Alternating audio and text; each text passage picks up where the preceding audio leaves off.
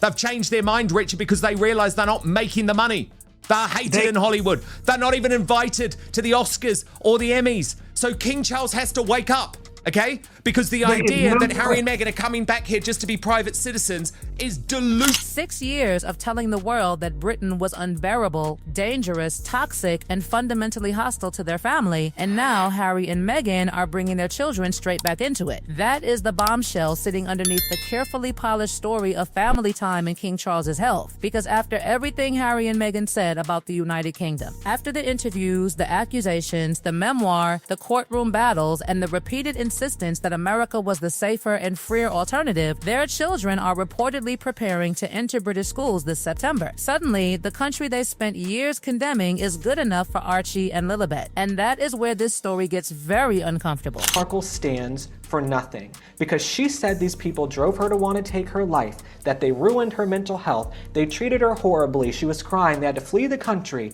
Clearly, everything was fine because now you're running back the second you need a little bit of dough, and PhD, Papa has dough. So they're going back to King Charles. 6 years. That is how long Harry and Meghan told us that the UK was horrible and America was the dream. It was the freedom. Now they are packing up and heading straight back to the country they trashed on global television. And nobody in Britain is buying the family reunion story for 1 second. But I just think it's interesting that they're going crawling back now, but no one's going to trust them because they've done tell-all books, reality shows, docu-series, Oprah interviews, everything time and time again, and I just think past behavior is the best indicator of future behavior. News broke this week that Harry and Meghan are moving back to the UK for an extended stay starting this fall. Archie and Lilibet are already enrolled in British schools with classes starting in September. She sees how they're embraced, and the Kardashians want nothing to do with her, Martha Stewart wants nothing to do with her, Oprah wants nothing to do with her, the Netflix money has run dry, that house is dilapidated allegedly, and so now they're going crawling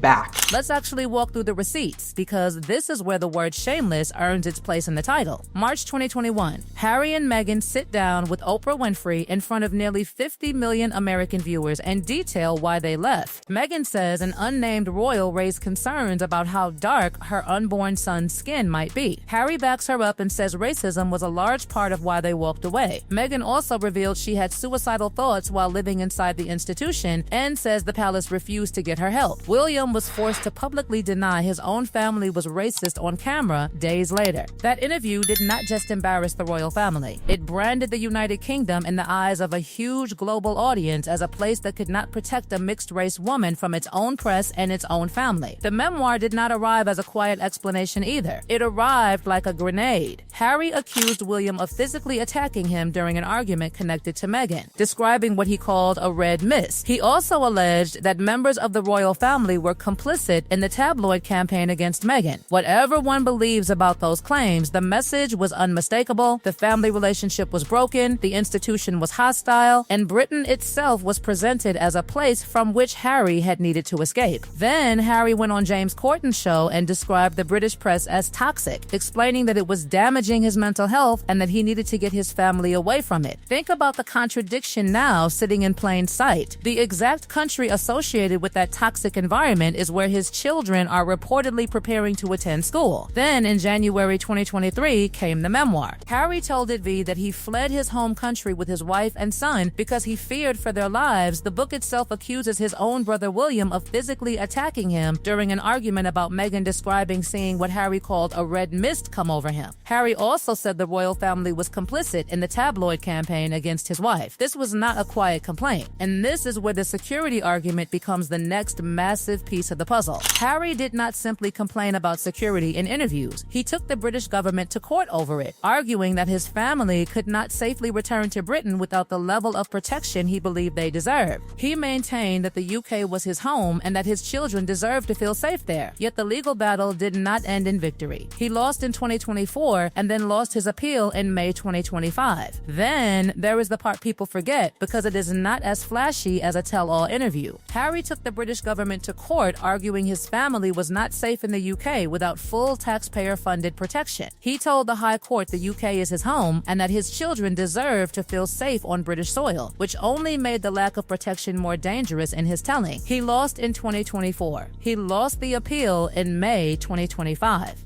3 judges ruled against him and said his grievance, however real it felt to him, was not a legal argument. So now the question practically screams from the headlines: if Britain was too dangerous for his family, why is Britain suddenly suitable for his children? And if the security threat was so serious that Harry was willing to spend years fighting the government in court, what exactly has changed now? Because according to the reported move, there has been no dramatic public announcement that Britain has suddenly become safe. No sweeping apology. No admission that the previous warnings were exaggerated. Just a return. And that is why critics are calling this more than a family decision. They see it as a contradiction that refuses to explain itself. So line it up. Racism drove them out, according to Oprah. The press was toxic enough to flee the country, according to Spare in the interview with Corden. The UK was unsafe enough to sue the government over, according to the courts. And now the story takes an even sharper turn because the timing of this reported return raises a question that refuses to disappear. Harry and Meghan are reportedly keeping their Montecito house and their Portugal property, meaning this is not exactly a dramatic choice between America and Britain. It looks more like keeping every door open at once. And critics are already asking whether this is really about family or whether the couple is quietly repositioning itself as its American business empire becomes less certain. The timing is especially intriguing because the glossy reinvention promised after Megxit has faced one setback after another. Spotify was one of the earliest warning signs. Back in 2020, Harry and Meghan signed a reported $20 million podcast agreement. Yet Archewell Audio produced only one season of Meghan's show, Archetypes, before Spotify walked away in 2023.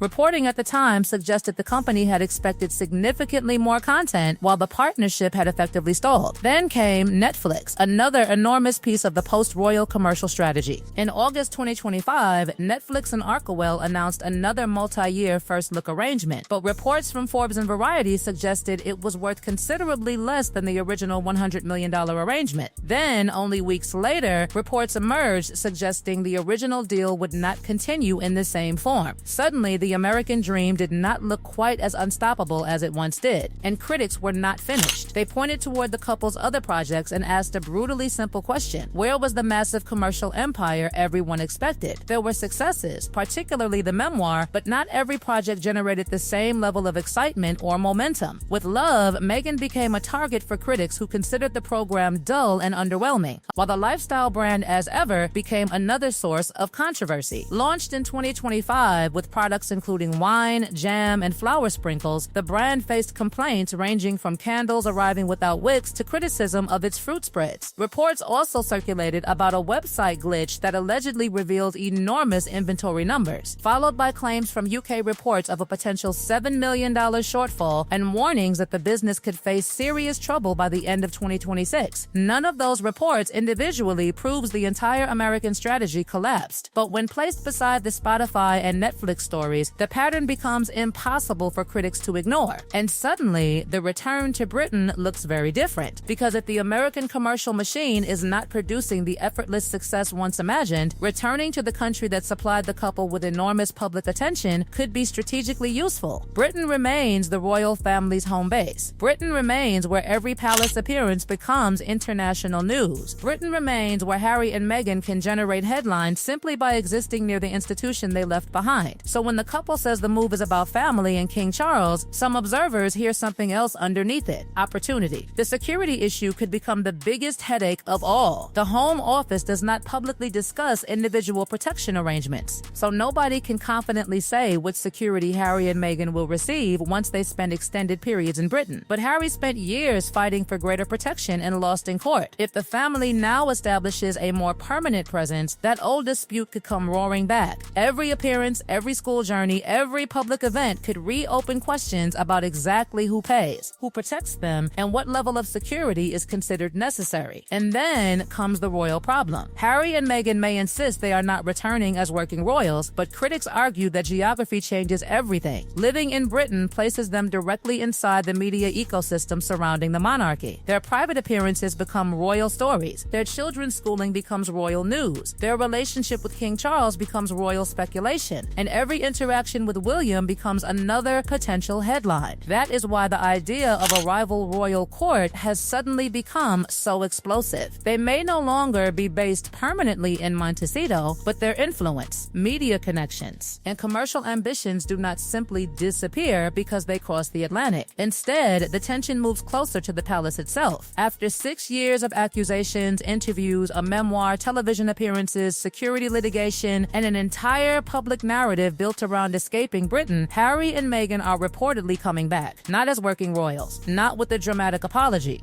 not with an explanation of why the country they once portrayed as dangerous is now acceptable for Archie and Lilibet. They are simply returning while keeping one foot in America and another in Britain. And perhaps that is the most revealing detail of all. Because if this really is only about family, why keep every other option open? If this is purely about King Charles, why does the timing coincide with so many questions about their American ventures? And if Britain was truly impossible for their children, what changed? The answers have not been given. The silence is doing the talking. And as Harry and Meghan move closer to the royal orbit they once abandoned, the biggest question may no longer be whether they are coming home. It may be what they intend to do once they get there.